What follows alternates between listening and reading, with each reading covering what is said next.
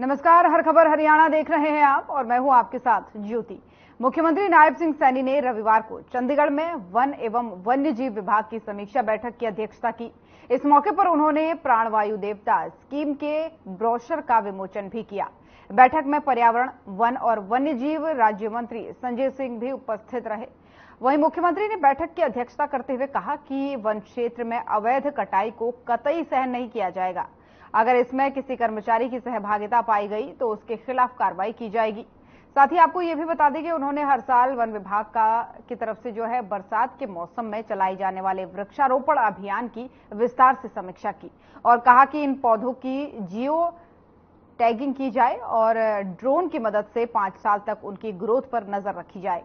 इसी के साथ ही सीएम ने जंगलों में होने वाली आगजनी की घटनाओं पर चिंता जाहिर करते हुए कहा कि ऐसी घटनाओं से जीव जंतु तो मरते ही हैं, साथ ही करोड़ों रुपए की लकड़ी का नुकसान भी होता है और प्रदूषण भी फैलता है।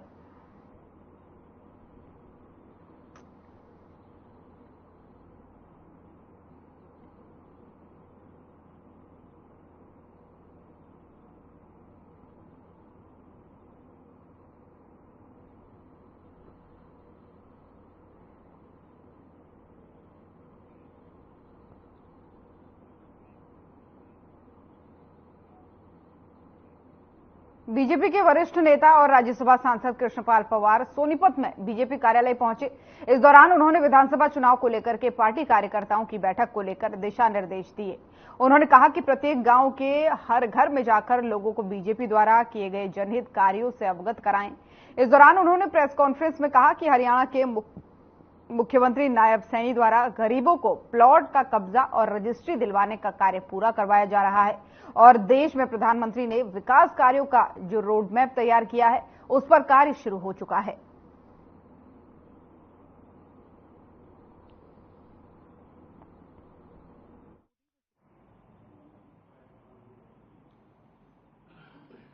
हमने आज तय किया कि सभी हमारे जो विधानसभा के प्रभारी और संयोजक और हमारे जिला के प्रभारी और संयोजक और हमारे पार्टी के कैंडिडेट उस 9 विधानसभा में कार्यकर्ताओं के बीच में जाएंगे। जो पन्ना प्रमुख से लेकर ऊपर तक सभी कार्यकर्ताओं से मीटिंग में होंगे और कार्यकर्ताओं में ऊर्जा भरने का काम करेंगे। तो निश्चित तौर से हम तीसरी बार भी हरियाणा प्रदेश में भारतीय जनता पार्टी सरकार बनाएंगे। हरियाणा में विधानसभा चुनाव की तैयारियां शुरू हो गई हैं और कांग्रेस भी विधानसभा चुनाव को लेकर के अपनी कमर कस चुकी है और इसी को लेकर के भूपेंद्र सिंह हुड्डा ने कुरुक्षेत्र में कार्यकर्ताओं की बैठक ली, जिसमें आने वाले विधानसभा चुनाव को लेकर के नीति बनाई गई। इस दौरान भूपेंद्र सिंह हुड्डा ने पत्रकारों से बातचीत करते हुए कहा कि कांग्रेस के कार्यकर्ताओं में पूरा जोश नजर आ रहा है और इसके नतीजे लोकसभा चुनाव में देखे गए हैं। नेता प्रतिपक्ष भूपेंद्र हुड्डा का कहना है कि आने वाले विधानसभा चुनाव में कांग्रेस की जीत पक्की है। तो वहीं बीते दिनों कुमारी सैलजा द्वारा दिए गए बयान, जिसमें उन्होंने कांग्रेस द्वारा हरियाणा में लोकसभा प्रत्याशियों के चयन पर सवाल उठाए थे, इस पर भूपेंद्र सिंह हुड्डा ने कहा है कि यह हाईकमान का फैसला है और किसी वरिष्ठ नेता को इस प्रकार के बयान सोच समझ कर देने चाहिए।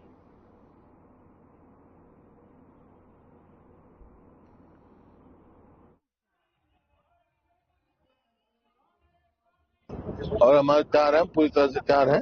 हमारे कार्यकर्ताओं में बड़ा भारी हौसला है। जो लोकसभा के नतीजे आए हैं वो संकेत दे दिया लोगों ने कि 36 बिरादरी आने वाली सरकार हरियाणा में कांग्रेस की सीटें जीत जाते हैं अगर टिकट वितरण सही होता है। ये पार्टी का फैसला होता है। जो करीबी फीडबैक सही नहीं गया, पार्टी का फैसला है, ये हाईकमांड का फैसला है। दिल्ली आरोप लगा रहे किसी भी वरिष्ठ नेता को सोच के बात करें। दिल्ली आरोप लगा रहे पानी नहीं मिल रहा, उसको लेकर क्या कहेंगे? हम तो किसी का पानी नहीं रोक रहे भाई, उन्हें पहले भी नहीं रोका।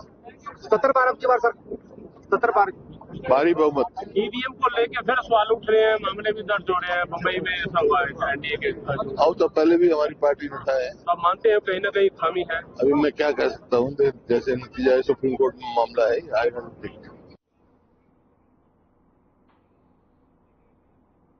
सांसद दीपेंद्र हुड्डा ने एक बार फिर से केंद्र सरकार पर निशाना साधा है। उन्होंने कहा है कि ये दुर्भाग्यपूर्ण है कि देश के जल, थल और वायु सेना के अध्यक्षों को शपथ ग्रहण समारोह में छठी पंक्ति में स्थान दिया गया, जबकि फिल्मकार और बड़े बड़े उद्योगपति शपथ ग्रहण समारोह में दूसरी पंक्ति में विराजमान थे। ये एक तरफ से हमारे सैनिकों का अपमान है।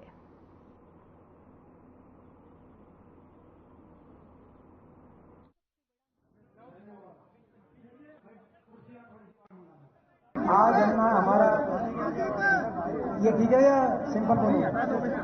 हटा दूं?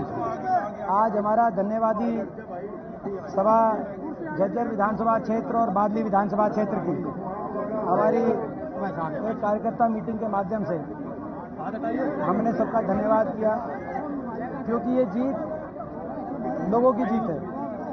ये जीत रोहतक लोकसभा क्षेत्र के 36 बिरादरी के लोगों की जीत है। ये जीत हमारे कार्यकर्ताओं की जीत है। मेरा तो केवल एक नामित के रूप में एक उम्मीदवार जरूर था। मैं अंबाला संसदीय क्षेत्र में सांसद चुने गए वरुण चौधरी का बयान सामने आया है। उन्होंने कहा है कि आने वाले समय में विधानसभा चुनाव में कांग्रेस भारी बहुमत से सत्ता में आएगी।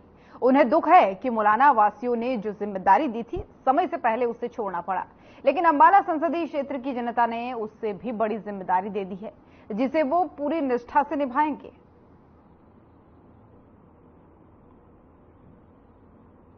तो वरुण चौधरी का बयान सामने आया है जब से वो सांसद बने हैं, उसके बाद से उन्होंने ये बयान दिया है। उन्होंने कहा है कि कांग्रेस भारी बहुमत से आने वाले विधानसभा चुनाव में सत्ता में आएगी। वरुण चौधरी ने कहा कि जनता ने बड़ी जिम्मेदारी हमें दे दी है अंबाला से, और आने वाले चुनाव को लेकर के उन्होंने कहा कि कांग्रेस भारी बहुमत से सत्ता में वापसी करेगी।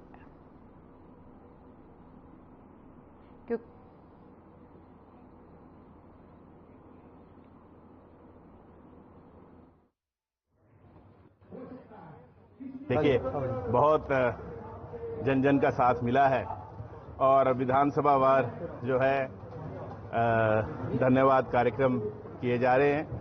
मैं पहले दिन से कहता आया कि ये जो चुनाव है ये जन जन ने लड़ा है और जन जन ने जीता है। तो आज मेरी तरफ से ये आभार जो है हृदय की गहराइयों से हाथ जोड़कर मैं सभी का, खास तौर पे यमुनानगर विधानसभा वासियों का करने के लिए आज आया। झज्जर के एक निजी अस्पताल में अचानक आग लगने से अफरा तफरी मच गई। अस्पताल प्रबंधन ने तुरंत फायर ब्रिगेड को आग लगने की सूचना दी और अस्पताल में इलाज के लिए आए सभी मरीजों को तुरंत बाहर निकाला। बाद में फायर ब्रिगेड की 2 गाड़ियों ने मौके पर पहुंचकर आग पर काबू पाया। आपको बता दें कि आग अस्पताल के स्टोर रूम में लगी, जहां अस्पताल के इंपॉर्टेंट डॉक्यूमेंट और कपड़े रखे हुए थे। आग लगते ही अस्पताल प्रबंधन हरकत में आया और सभी मरीजों को अस्पताल से बाहर निकाल लिया। इतना ही नहीं, पुलिस और प्रशासनिक अधिकारियों ने भी मौके पर पहुंचकर जायजा लिया। करीब आधे घंटे की कड़ी मशक्कत के बाद से आग पर पूरी तरह से काबू पा लिया गया। फिलहाल आग लगने के कारणों की जांच की जा रही है।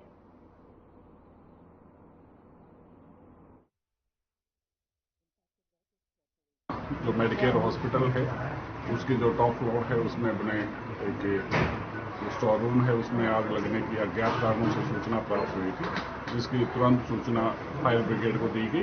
फायर ब्रिगेड की 2 गाड़ियां मौके पर पहुंची, ERV हमारी सिटी से पुलिस और मैं भी यहां पहुंचा हूं और आग पर काबू पा लिया। तो किसी प्रकार की कोई जनहानि नहीं।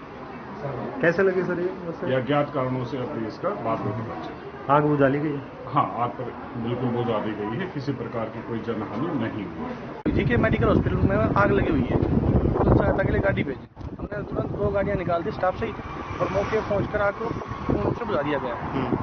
तो क्या कुछ मिला आपने देखा? इसमें जो छत के ऊपर स्टोर बनाया हुआ था ना, उसमें आग लगी हुई थी और टाइम पर अगर मौके पर सहायता नहीं मिलती तो शायद कोई सिलेंडर वगैरह बता नहीं, सिलेंडर नहीं था कुछ। तो क्या कुछ इसमें कागज भरे थे इनके और कुछ कपड़े वपड़े थे।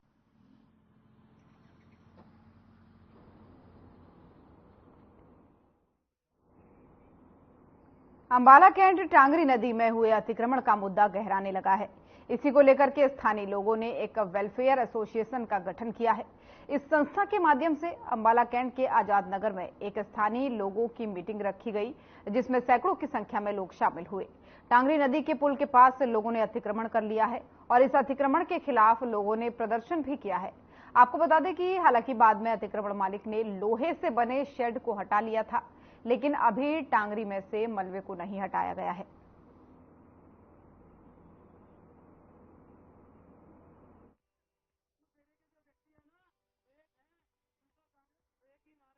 मेरी सलाह ये है कि जो पिछले साल हम बाढ़ थे वो मतलब हमें इतना परेशान हो गए थे बाढ़ थे कि हमें डिप्रेशन में चले गए थे। इतनी टेंशन हो गई थी बहुत ज्यादा कि मैं तो बिल्कुल एकदम ही हालत खराब हो गई थी मेरी। तो मैं ये चाहती हूँ कि अब कभी ये हाल ना होए और सारे एक साथ मिलके और इसको समाधान इसका करा जाए। टांगरी बंद का बंदा लगाया जाए सरकार को बोल के, जो भी सरकार, हाँ मोदी सरकार जो भी उसको बोल लो, या नैब सैनी है या जो भी हमारी सरकार बन रही है उसको बोल लो। हम किसी की बुराई नहीं करेंगे, पर हमारा सब कोई सारे अपने हैं हमारे। हमारी समस्या आज का मुद्दा यही था कि ये जो टांगरी का पानी है, जो बाढ़ आई थी, वो बाढ़ ने सभी को बहुत ज्यादा परेशान किया था और सभी के घरों में पानी घुसा था।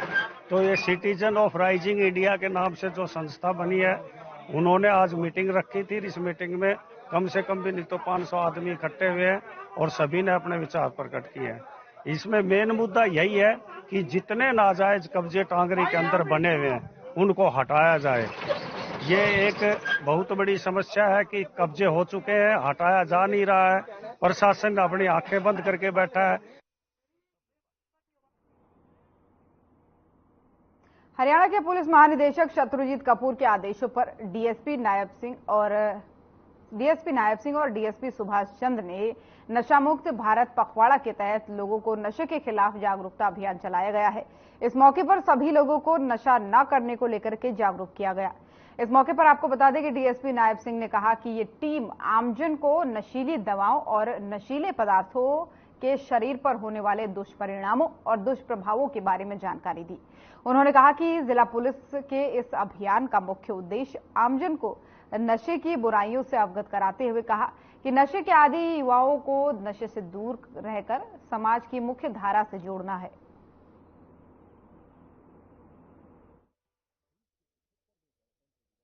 ये अंतर्राष्ट्रीय नशा मुक्त दिवस हमारे 25 जून को मनाया जाता है। इसी के संबंध में माननीय पुलिस महानिदेशक के आदेशानुसार 12 जून से 26 जून तक पूरे हरियाणा में नशा मुक्त पखवाड़ा मनाया जा रहा है।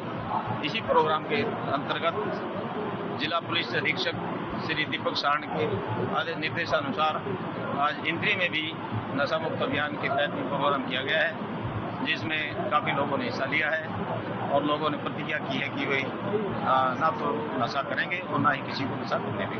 तो समय समय पर अभियान चलाती रहती है पुलिस की केस पर। ये अभियान इसी तरह ही आगे भी कंटिन्यू जारी रहेगा।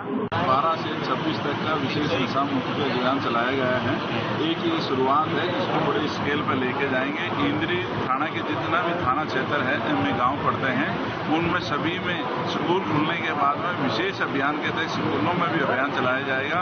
और मेरी आपके चैनल के माध्यम से, आपके माध्यम से सभी से अनुरोध है कि इस नशा मुक्त अभियान के अंदर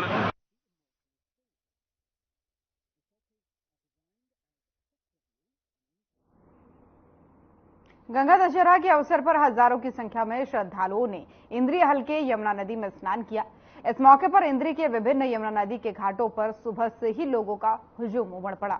श्रद्धालुओं की सबसे ज्यादा संख्या नबियाबाद गुरुद्वारा के पास बने घाट में देखने को मिली। इसी के साथ ही वहीं पर गुरुद्वारे में लंगर की भी व्यवस्था शुरू कर दी गई थी।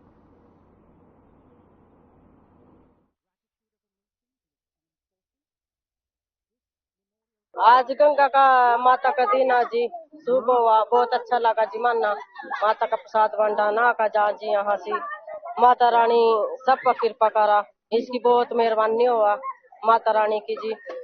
इससे सब काम बढ़िया हुआ, अच्छे हुआ, जो कोई सच्चे दिल से मानना जी, तो सबका बढ़िया अच्छा करा जी। आज के दिन गीत भी महिलाएं गाती हैं, कोई गीत है याद आपके जो गीत गाते वाले दिन माता रानी सबका भला करा, ठीक है जी, सब अपने मन्नता पूरी करा जी सबकी, बस यही मार तो मेरा कृपा माता रानी है ना। मैं जो मेरे साथ है, मेरी 14 सहेलियां और आई हैं, जिसमें मेरी देवरानी जिठानी भी है, मेरी बहनें भी हैं, ठीक है। तो हम सब यमुना जी पे बड़े उत्साह के साथ आए, है ना। और बाई चांस हमारा प्रोग्राम बना और बड़े अच्छे से खुशी खुशी से भजन गाते हम यहाँ पे आए हैं। हे यमुना मैया, जैसे तने हमें खुश करा, सबकी मनोकामना। और हमारे कहाँ से आए हैं? हम कुरुक्षेत्र से आए हैं। मतलब ये जो परिवार है हाँ, क्या ये बहनें हाँ, अलग अलग उससे हाँ जी, हाँ जी, अलग अलग उससे है, सब कुरुक्षेत्र से हैं। अच्छा, सब कुरुक्षेत्र से हैं जी। तो कैसा महसूस कर रहे हैं, क्योंकि इस तरह का कम देखने को मिलता है हाँ, जब बहनें इकट्ठी होकर कहीं जाती हैं। हाँ जी, हमें बहुत अच्छा लग रहा है जी। गंगा जी के दर्शन और गंगा जी में स्नान हमने बहुत बार किया था। जितनी भी संगत दूर से आती है, और ये जो सा ये गुरुद्वारा है, वाहिगुरु जी का खालसा वाहिगुरु जी की फतेह। गुरुद्वारे में उनका लंगर पानी, चाह पानी, अब चाह का लंगर चल रहा है, इससे बाद लंगर तैयार हो जाएगा, वो लंगर भी चलेगा। जो स्नान करके संगत यहाँ से आते हैं और यहाँ से लंगर पानी छक के मत्था टेक के फिर अपने जाते हैं यहाँ से। और आए साल की तरह, ये कोई पहला काम नहीं है, आए साल की तरह कम से कम जिसमें हमारा राशन 5 से 6 क्विंटल चावल लगते हैं और 3 क्विंटल 4 क्विंटल के आटा लगता है, 1.5-2 क्विंटल दाल, कड़ी, सब कुछ तैयारी की हुई है हमने। और गंगा दशहरा की वार्षिक पर्व के मौके पर लाखों श्रद्धालुओं ने मां गंगा और यमुना नदी में श्रद्धा की डुबकी लगाकर पूजा पाठ किया। मान्यता है कि इस दिन मां गंगा का आगमन पृथ्वी पर हुआ था, इसलिए इस शुभ दिन पर अनेक नदियों और तीर्थ स्थलों पर नदी के जल में डुबकी लगाने की परंपरा हजारों वर्षों पुरानी चली आ रही है। आस्था के इस पर्व पर सोनीपत के मीमारपुर में श्रद्धालुओं का यमुना नदी घाट पर सुबह से ही पहुंचना शुरू हो गया था और घाटों पर श्रद्धालुओं की भारी संख्या में भीड़ भी देखने को मिली।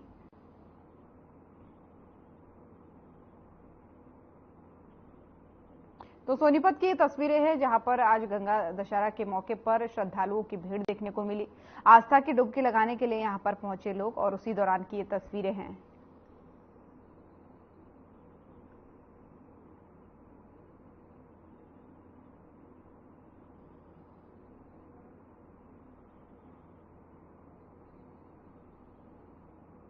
और बढ़ते तापमान और हीट वेव के चलते लोगों का जीना मुश्किल हो गया है। सुबह से ही हीट वेव का प्रकोप शुरू हो जाता है, जिस वजह से लोग जो है सिर्फ जरूरी काम के लिए ही घर से मुंह पर कपड़ा लपेटकर निकल पाते हैं या छाता लेकर के ही जरूरी काम घरों से करने के लिए निकल रहे हैं। कई लोग जगह जगह मीठे जल की छबील और लस्सी की छबील लगाकर लोगों को गर्मी से राहत दे रहे हैं और मौसम विभाग ने अभी कुछ दिन और हीट वेव रहने का अलर्ट जारी किया है। तो वहीं लोग गर्मी से बचने के लिए जूस और पानी पीकर बचाव कर रहे हैं।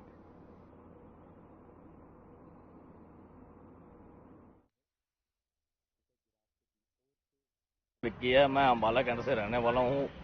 जो गर्मी का ये सीजन चल रहा है, गर्मी इस बार इस साल बहुत ज़्यादा पड़ रही है और लोगों को पानी का ज़्यादा से ज़्यादा सेवन करना चाहिए। और घरों से लोग बाहर नहीं निकल रहे, कोई काम धंधा हो नहीं पा रहा।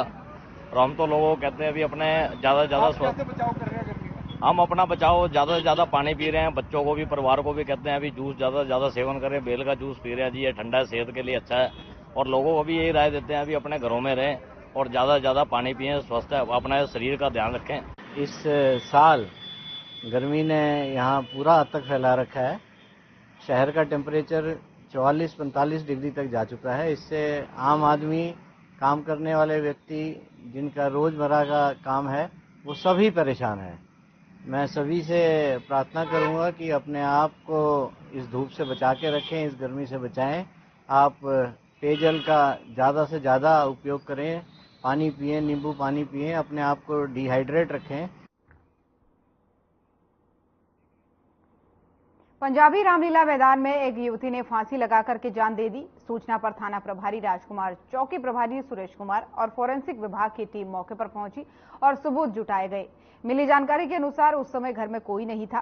22 साल की संगीता ने जनवरी 2024 में अपनी मर्जी से रवि पुत्र रामेश्वर वासी गांव गुल्लरपुर, थाना निसिंग, जिला करनाल के साथ प्रेम विवाह कर लिया था।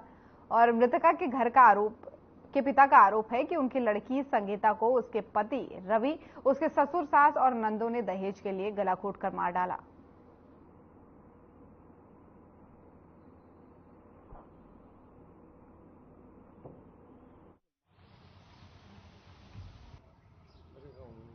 सूचना मिली थी कि एक लड़की ने सुसाइड कर लिया है मैं अपने दल बल के साथ मौका पर पहुंचा। एसएचओ साहब को सूचना दी, एसएचओ साहब भी मौका पर आई, फॉरेंसिक टीम को बुलाया। इस लड़की ने जी शादी की थी जनवरी 2024, मुकदमा दर्ज करवाया था करके नगर से वो प्रोटेक्शन लेके इनने वापस, तब से ही यहाँ अपने पति के साथ रह रही थी। इसका पति रात को बाहर गया हुआ था और इसने सुसाइड किया है। बाकी घर वालों को सूचना दी हुई है, मौके पर आने वाले हैं। और हरियाणा सरकार द्वारा गरीब व्यक्तियों के लिए निःशुल्क यात्रा के लिए रोडवेज विभाग द्वारा बनाए जा रहे हैप्पी कार्ड लेने के लिए लोगों को काफी भीड़, चरखी दादरी बस स्टैंड पर लोगों की भीड़ पहुंच रही है। लोगों की भीड़ को देखते हुए विभाग द्वारा जहां बस स्टैंड पर स्पेशल काउंटर लगाए गए हैं, तो वहीं पात्रों को उनके कार्ड भी वितरित किए जा रहे हैं। चरखी दादरी जिले के करीब 35,000 लोगों को हैप्पी कार्ड उनके कार्ड बनकर आ चुके हैं, जिनका प्रतिदिन वितरण भी किया जा रहा है। वहीं लोगों द्वारा लगातार ऑनलाइन अप्लाई करने की प्रक्रिया भी जारी है। तो वहीं रोडवेज के यातायात शाखा के कर्मचारी जगफुल नागिल ने बताया कि जिले के 35,000 लोगों के हैप्पी कार्ड बनकर आ चुके हैं, जिनमें से करीब 6,500 कार्ड का वितरण भी किया जा चुका है।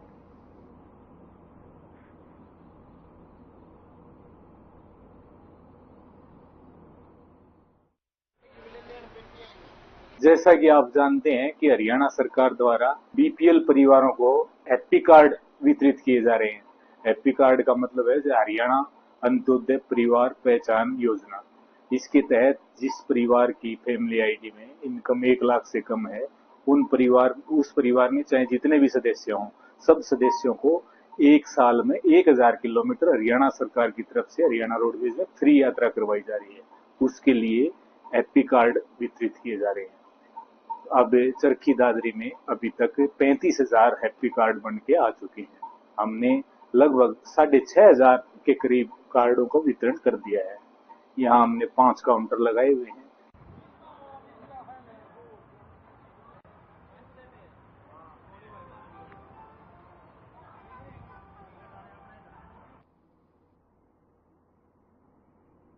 तो और खबर हरियाणा देख रहे थे आप। बुलेटिन में फिलहाल इतना ही। नमस्कार।